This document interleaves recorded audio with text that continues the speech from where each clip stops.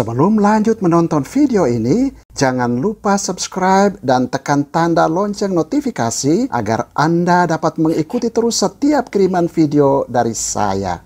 Terima kasih. Krans Advent ini bukan sekedar hiasan. Krans Advent ini bukan sekedar aksesoris, bukan juga sekedar dekorasi, tetapi mengandung ini simbol yang memuat banyak makna yang membantu kita dalam memasuki masa Advent, dalam mengisi masa Advent, dalam menantikan kedatangan Sang Juru Selamat kita. Karena itu, seperti di awal tadi saya katakan, 4 lilin ini ada 3 yang warna ungu dan 1 warna pink, masing-masing punya tema atau menghadirkan temanya.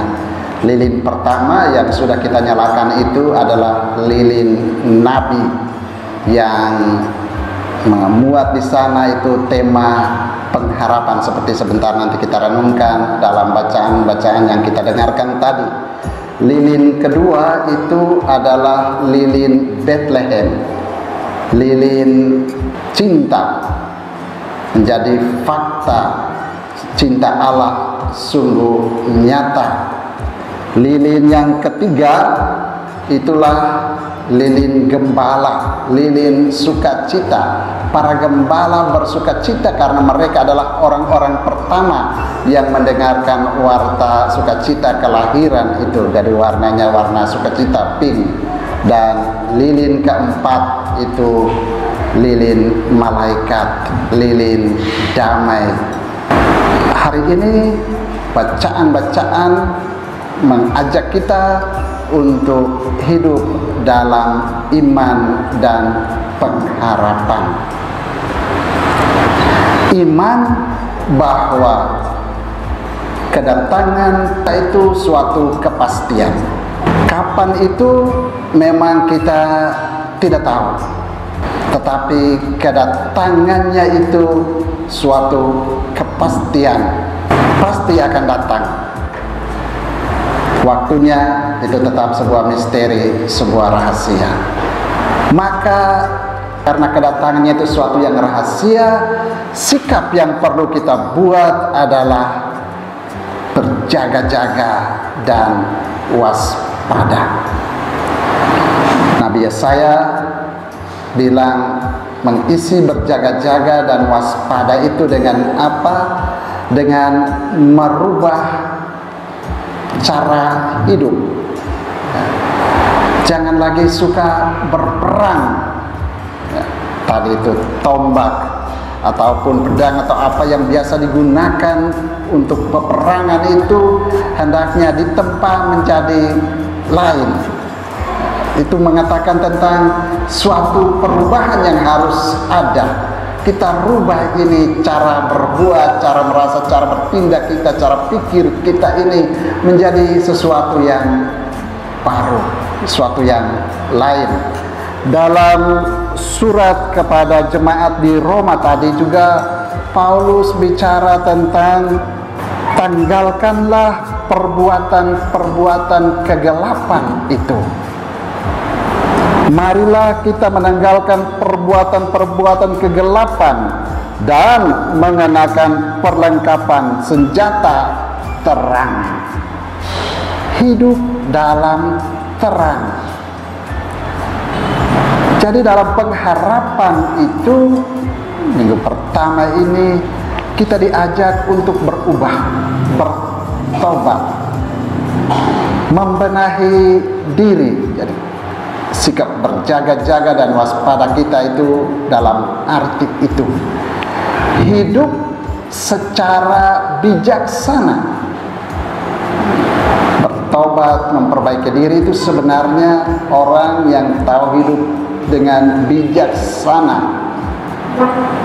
Seperti perumpamaan tentang 5 gadis yang bijak dan 5 gadis yang bodoh itu. Yang bodoh itu mereka tidak berjaga-jaga dengan mempersiapkan minyak sebagai bekal. Yang bijaksana mereka, karena tidak tahu nih nanti tengah malam kah atau jam berapa datang itu pengantin, mereka membuat persiapan dalam arti kita berjaga-jaga dan waspada ini, menantikan kedatangan Tuhan itu dengan berbuat, bersiap, mengerjakan sesuatu, tidak pasif. Tetapi juga untuk mengisi berjaga-jaga dan waspada tadi, Yesus mengajak kita untuk sungguh-sungguh sabar. Jadi pengharapan itu, muatan dari suatu pengharapan itu sebenarnya adalah sabar, setia, dan penuh dengan komitmen. Ini. Karena kedatangannya itu adalah sebuah kepastian, maka dalam menantikan itu perlu kesabaran. Baiklah kalau kita menjadi orang-orang yang sabar. Kalau kemarin-kemarin kita menjadi orang yang tidak setia, baiklah kita mulai membenahi diri dan menjadi orang-orang yang setia. Kalau kemarin-kemarin kita menjadi orang yang tidak perlu komitmen, baiklah kalau kita merubah itu dengan belajar untuk komit. Kalau kita ada dalam kesabaran, kesetiaan, dalam komitmen, maka sebenarnya penantian yang mungkin lama tidak perlu ditanggapi dengan kecemasan, kekhawatiran. Orang merasa, aduh lama. Kalau biasa bilang, menunggu itu adalah sebuah pekerjaan yang sangat membosankan, sangat menyengsarakan. Tetapi kalau menunggu, menanti itu diisi tadi, disadari dengan sebuah kesabaran, sebuah kesetiaan, sebuah komitmen, maka sebenarnya tidak membosankan. Karena ada apa-apa yang kita kerjakan, kita tidak menjadi orang-orang yang pasif. Kita tidak menjadi orang-orang yang cemas, khawatir, datangnya enggak ya, datangnya enggak ya. Sementara ada kepastian iman bahwa pasti datang. Jadi kita tidak menjadi orang-orang yang masih curiga, penuh dengan kekhawatiran. Orang yang selalu hidup dalam kekhawatiran dan kecemasan itu orang yang tidak memiliki keutamaan pengharapan. Kita tahu ada 3 keutamaan besar di dalam hidup kita yang mencirikan kekristenan kita hidup sebagai orang Kristen, itulah iman, harap, dan kasih. Dan tentu dalam sikap berjaga-jaga dan waspada itu, keutamaan ketiga juga harusnya menjadi isi, harusnya menjadi wujud, harusnya menjadi sesuatu yang kita praktekkan.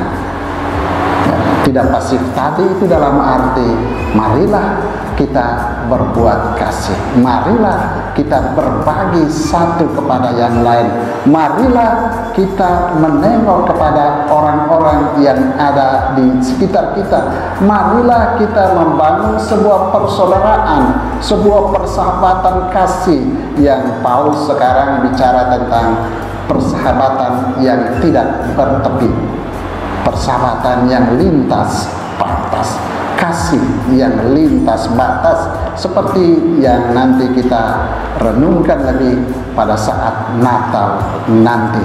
Dia hadir merubah segala sekat-sekat yang membuat kita terkungkung dalam eksklusivisme kita itu, tapi dia merangkul kita semua dalam kasih. Maka Bapak Ibu, saudara dan saudari yang terkasih, mari kita isi saat-saat penantian kita ini dengan iman, semakin sadar lagi bahwa dia pasti datang. Kita isi juga dengan pengharapan, semakin belajar untuk menjadi orang-orang yang sabar, orang-orang yang setia, orang-orang yang bijaksana, tahu membekali hidup, tahu mengisi hidup, orang-orang yang penuh dengan komitmen.